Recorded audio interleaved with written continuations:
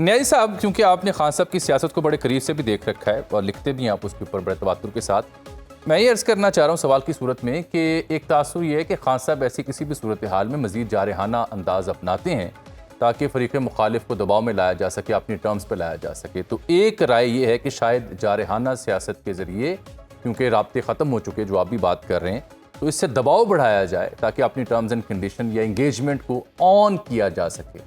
तो इस प्लॉय से, इस मूव से क्या वो बटन ऑन हो सकता है या काउंटर प्रोडक्टिव हो जाएगा? मैं आपका क्वेश्चन पूरी तरह तो कॉम्प्रिहेंड नहीं कर पा रहा, लेकिन मेरा जो मैं कहना चाह रहा हूँ वो तो सिर्फ इतना कहना चाह रहा हूँ कि जी ये सिस्टमेटिक था।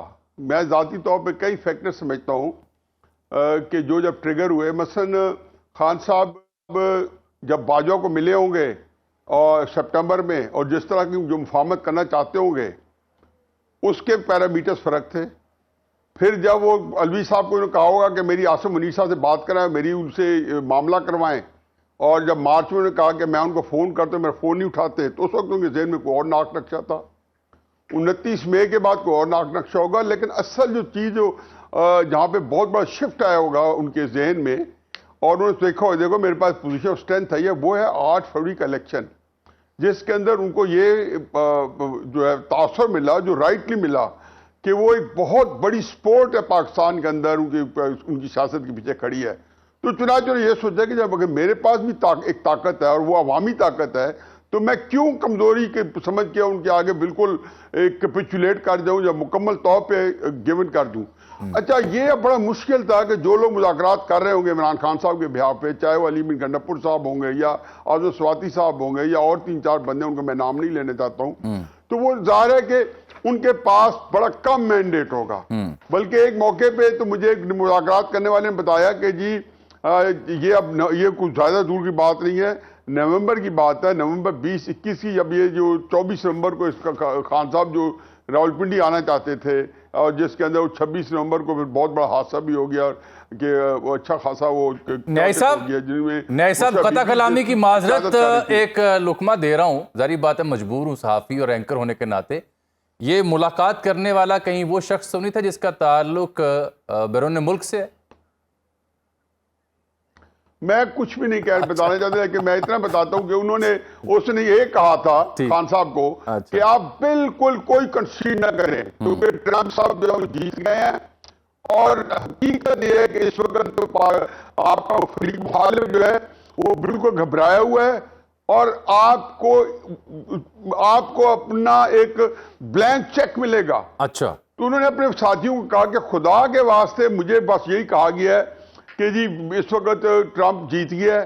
और तो जब आप असल में क्राइसिस है कि खान साहब के पास, जो यूसुफ जई साहब कह रहे थे ना कि हमने जो सियासत करनी है, पॉलिटिकल कैपेसिटी जो है तहरीक इंसाफ की वाहिद वीकनेस है कि उसमें नहीं है। उनके सियासी फैसले जो हैं वो इतने आमियाना हैं या इतने वो कमज़ोर रहते हैं कि उन्होंने तहरीक इंसाफ को आज तक 30 साल में एक सियासी फैसले ने तहरीक इंसाफ को फायदा नहीं पहुंचाया। जो उनको फायदा पहुंचे किसी और वजह से पहुंचे हैं, पॉलिटिकल फैसले से नहीं पहुंचे।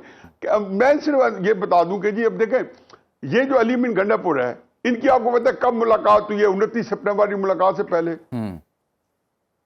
2 अप्रैल को मुलाकात हुई है जी, यानी कि 6 महीने बाद, 6 महीने बजट आया। खान साहब चाहते थे बजट के बारे में उनकी मुलाकात नहीं हो सकी, एक उनकी रिजर्वेशन थी और कोई नहीं हो सकी। और फिर जब हुई है तो ये, क्योंकि ये अली बिन गंडापुर, मैं बिल्कुल यूसुफ जई साहब से ये की बात नहीं मानता हूं कि लोगों की वजह से तल्लुकात खराब हुए, नहीं, ये अली अमीन गंडापुर को पता चल गया था, क्योंकि खान साहब जो थे अब चाहते थे जी कि हम दबाव डालें। उनको बड़े फ्रस्ट्रेट होते थे कि जी, और गलत होते थे कि जी क्यों नहीं दबाव डाला जा रहा लोगों का, क्यों नहीं लोग निकलते। उनका ख्याल था कि इनकी किसी स्कीम के अंदर सुकम रह गया। अच्छा, अब जब आए 6 महीने बाद, तो एग्जैक्टली उनको ये नहीं कहा गया, कोई लड़ाई से नहीं हुआ कि आप चाहें, उनको ये कहा गया होगा कि अब आप जो है सीट खाली करके मैं एक ऐसे बंदे को लाना चाहता हूं जो वो लड़ेगा। जो उनको नहीं पता कि कोई भी नहीं लड़ेगा। ये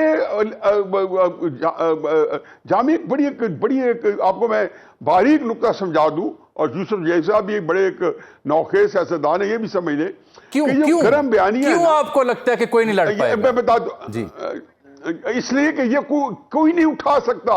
पहली बात है कि पाकिस्तान की तारीख में 2 बंदे ऐसे आए हैं, मैं बार बार दोहरा चुका हूं, एक जुल्फ़िकार अली भुट्टो, एक इमरान खान साहब, जो कि अपनी कमजोरियों को या अपने बैगेज को वो कमजोरी नहीं बनाई बल्कि टॉकिंग पॉइंट बना दिए हैं। उन्होंने कहा जब वो एक अलग बहस है, इसके अलावा हर बंदा बैगेज के साथ है।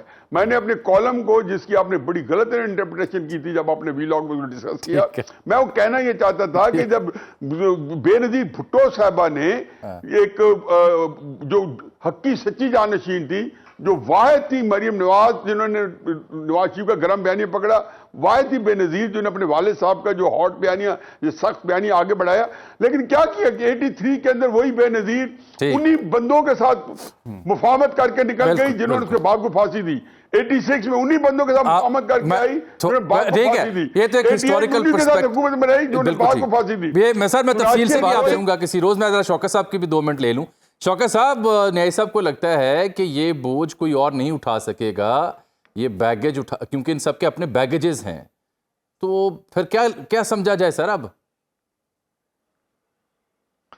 देखिए जामी साहब, मेरे ख्याल से जितना जुल्म, जितनी बर्बरियत और जितना क्रैकडाउन पीटीआई के खिलाफ हुआ, मेरे ख्याल से बहुत कम हमने देखा है। ठीक है, पीपल्स पार्टी के खिलाफ भी एक दौर में हुआ था, उस वक्त मैं पीपल्स पार्टी में था, स्टूडेंट लीडर हुआ करता था। लेकिन ये कि ये तो बहुत ज़्यादा, मतलब ये कि घरों से लोगों को उठाया गया, ख़वातीन को उठाया गया, जिस तरीके से वो, इसके बावजूद भी देखे ना, 2 भाइयों को 10-10 साल सज़ा हुई है। तीसरा भाई जो है वो हर जलसे में मैं देखता हूँ वहाँ पहुँचा होता है। तो ये तो लोगों का जज्बा है, लोग तो निकलते हैं। कब नहीं निकले हैं मुझे बताएं?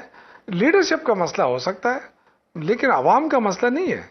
तो इसलिए मेरे ख्याल से नहीं, वो न्याय साहब भी लीडरशिप की बात ही कर रहे थे।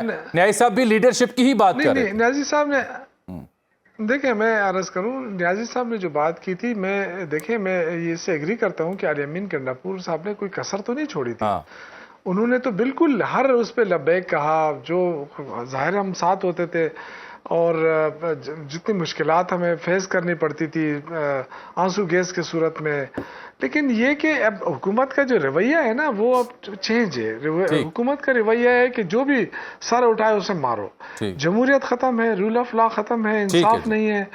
आप किससे बात करेंगे? ये जो कल लोग मारे गए, अब इनके अब क्या, किससे पूछा जाए, कहाँ चले जाए ये लोग, कहाँ अपने इंसाफ मांगे? क्या ये एहतजाज को इस बातचीत से नहीं खत्म किया जा सकता था? इतना बड़ा लंबा सफर लाहौर से इस्लामाबाद आना, ये 4 घंटे तो वैसे ही अगर आप 200 की स्पीड से जाएं तो 4 घंटे लगते हैं। लेकिन अगर आहिस्ता आहिस्ता स्लो करके इनसे मुज़ाकरात करते, बातचीत करते, और बातचीत के जरिए। बहुत शुक्रिया जनाब शौकत यूसुफ साहब और जनाब न्याय साहब, बहुत शुक्रिया।